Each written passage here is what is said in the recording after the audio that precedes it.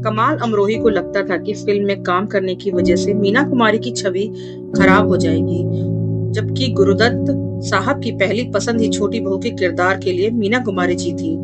ये 1958 की बात है। उस वक्त पति कमाल अमरोही के दबाव में मीना कुमारी ने इस फिल्म में काम करने से मना कर दिया।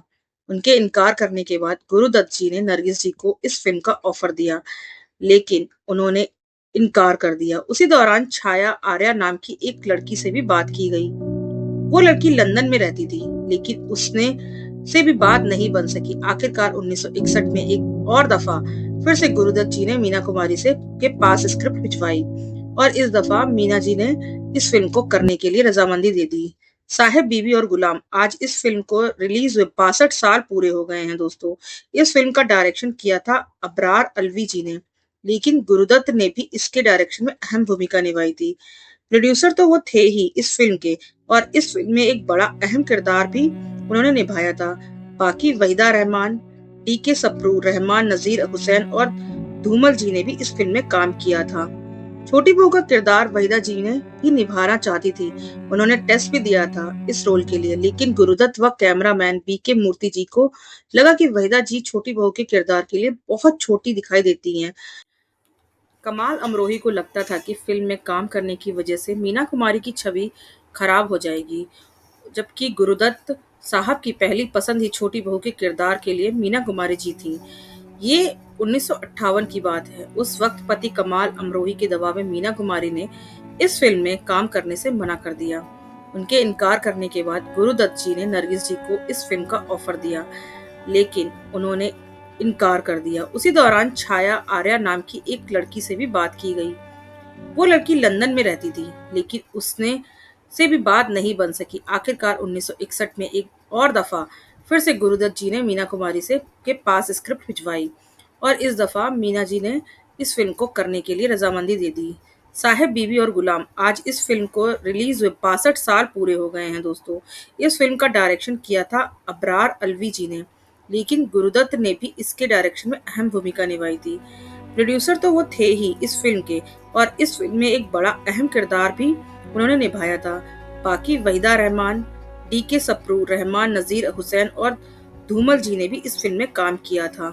छोटी बहू का किरदार वहीदा जी ने भी निभाना चाहती थी। उन्होंने टेस्ट भी दिया था इस रोल के लिए, लेकिन गुरुदत्त व कैमरामैन बी.के. मूर्ति जी को लगा कि वहीदा जी छोटी बहू के किरदार के लिए बहुत छोटी दिखाई देती हैं। अबरार अलवी ने उन्हें जब्बा का रोल जब ऑफर किया। गुरुदत्त को ये अजीब लगा, वो इसलिए क्योंकि उस वक्त वहीदा रहमान का स्टारडम भी पीक पर था। गुरुदत्त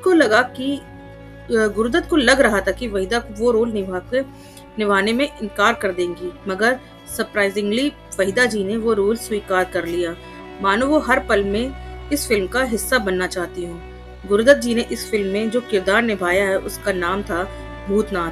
पहले गुरुदत्त इस फिल्म को नहीं निभाना चाहते थे। वो चाहते थे कि ये रोल शशि कपूर निभाएं। शशि कपूर ने भी इस रोल में दिलचस्पी ले रहे थे। गुरुदत्त और शशि कपूर के बीच इस रोल के लिए एक मीटिंग तय हुई, लेकिन जिस वक्त पर मीटिंग होनी थी उस वक्त पर शशि कपूर आए ही नहीं। वो आए, लेकिन तय वक्त में से 2.5 घंटे बाद। गुरुदत्त को शशि कपूर का ये देर से आना बुरा लगा। उन्होंने शशि कपूर से मना कर दिया। शशि जी के बाद विश्वजीत चटर्जी को ये रोल ऑफर किया गया था।